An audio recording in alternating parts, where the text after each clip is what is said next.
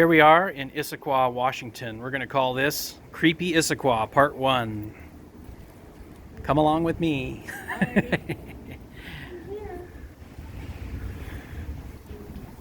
Issaquah is a very interesting and strange and beautiful place. It has a very dark past, as some of you may have learned. Not too long ago, when there was a music store here, I got a job and worked here for 3 years as a teacher. I taught music at this location. And years ago, this used to be called Tony and Johnny's. Tony and Johnny's. This was the main grocery store. And now it's under construction, as you can see. But this used to be a music store, and they offered lessons and music rentals. And over the 3 years, I came to understand that the building is extremely haunted. So the desk used to be right there to the right. And one of the first things I will mention, when some of the staff were working up at the front desk, they would hear the sound of footsteps above the ceiling. And they're like, is someone working on the roof? Is there something going on? They had no idea what was going on. The other thing they would hear is on the other side of this wall, you see this wall here? They would hear banging noises. Now, if you go on the other side and you look, it's just an open yard. There is no building or anything. But they would hear the sound of people working, and then most of the time it was up in the ceiling, but sometimes it would be behind the wall, and there was just nobody there. So downstairs under the floor used to be a repair room. That's where instruments were repaired. And there was a separate phone line in that repair room. They used to repair instruments, and they had a phone line that they never disconnected. And upon closing, they would occasionally get a phone call. The phone would ring, and they would pick up the phone, and there was no one there. And they looked at the caller ID, and on the caller ID, it was the phone number of the old repair line that's under the floor. And that room is locked up. Nobody was in there. And they would get a phone call from that empty space to the main phone number. So over here is where I used to walk down the steps and to the studios.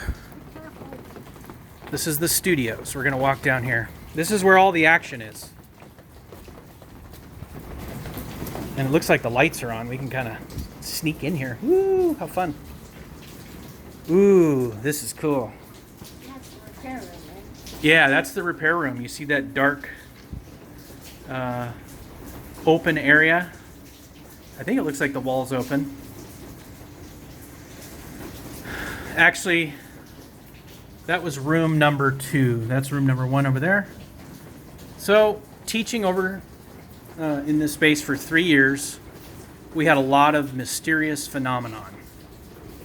First and foremost, I was teaching in a room just around the corner of the hallway here. And one of the staff came downstairs and said, "Hey, Bob, come here, check this out." And at the very end of the hallway, there's a bathroom. There was a bunch of people standing around the bathroom, and the door was locked, but you could kind of hear that someone was in the bathroom. You could hear the sound of water, you could hear paper towels, and there was about 4 of us standing around the bathroom door. And I saw with my eyes the doorknob rattling. I saw the doorknob rattling. A couple of spiders, that was kind of fun. And they were knocking on the door. They were saying, "Hey, is anybody in there? Somebody needs to use the bathroom. Can you please open the door?" We thought maybe a child was in there. And I saw the door turn slightly. So finally, the staff member was able to open the door. They found a key. And all of us watched as they opened the door, and there was no one inside. Nobody. So another haunted occurrence. There was an incident here. Something happened down in the basement, so the company installed security cameras. And what's interesting is they caught on tape in the middle of the night, room number 5, the light came on, and then it turned back off again. And then it looked like the door opened on room number 5 and someone came walking down the hall. But the light came on when everything was secure, the alarms were on, everything was on, and the light turned on and off, and it looked like a figure walked down the hallway in the middle of the night. So that was really creepy. So wouldn't you know it, room number 5 was one of the rooms that I taught in. I taught guitar lessons and violin lessons in this space. So one story that's connected to this place that's really creepy. I had 2 students that I taught in room number 5 down the hallway here. And they would practice together up at the Highlands. They lived up above Issaquah in the Highlands in a neighborhood. And one day, student number 1 was dropped off in the morning at the regular time so that they could practice together. And mom was sitting on the couch and said, hey, why don't you go in with the girls and get your violin out and start practicing and get your homework out and get started.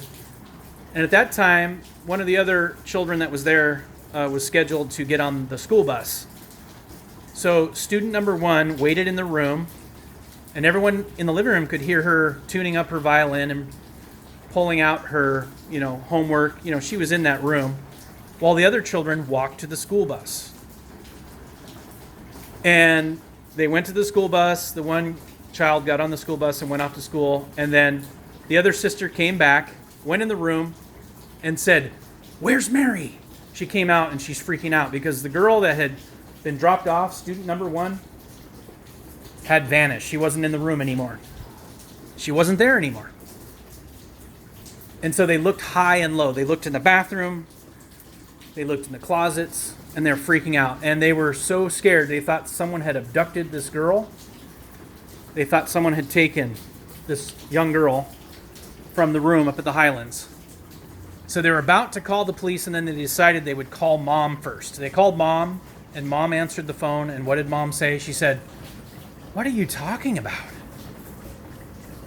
Mary's right here. She's been feeling sick all morning. I never left. I never dropped her off. So that day, they saw a doppelganger. They saw a duplicate of this girl named Mary. Now, Mary and her friend, both of them, used to come to this space down this hallway to the left and went in room 5, and they used to come here together. And I taught them. So, a very haunted building. People probably wonder why.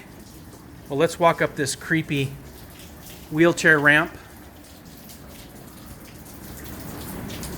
So I'll give you a little hint. Do you have any idea, Laura? I think you know the answer. So back in the 80s, oh, this is a cool shot, by the way. Back in the 1980s, there was a child predator. His first name was Robert. And he used to hang around the train depot in the park and around these buildings. He used to walk around and he preyed on children. And a lot of the local people here in Issaquah knew this man. Some of them were maybe even victimized. But he had a little dog. He had a little toy dog. I think it was a Chihuahua. And he would use the dog as bait. And children would see this little dog and they would think it was cute, and they'd come up to him. And he preyed on children right in the back of this building. He lurked all around this area. This Robert, last name Danforth. And it's a very famous case. Just around here is the back of the old Village Theater. Right there on the other side of those reflective cones. If you go a little further, there's the back door of the village theater. And back in the day, there was a famous incident there where a child was harmed. So if you're thinking about evil and if you're thinking about spirits, that's definitely one of them hanging around this building. The other connection is Mr. Ted Bundy, who claimed a victim who lived very close by here. In the 70s, he claimed a victim of a local family, and she lived very, very close by to this location. So Ted Bundy also scouted Issaquah, was around this area. But finally, the original owners of Tony's and Johnny's was a bootlegger. And so he had a history in bootlegging, and who knows what he hid in this basement of his grocery store. He was involved in some illegal activities during Prohibition. So all kinds of crimes could have taken place that none of us know about in this basement. And that, my friends, is Creepy Issaquah, Part 1.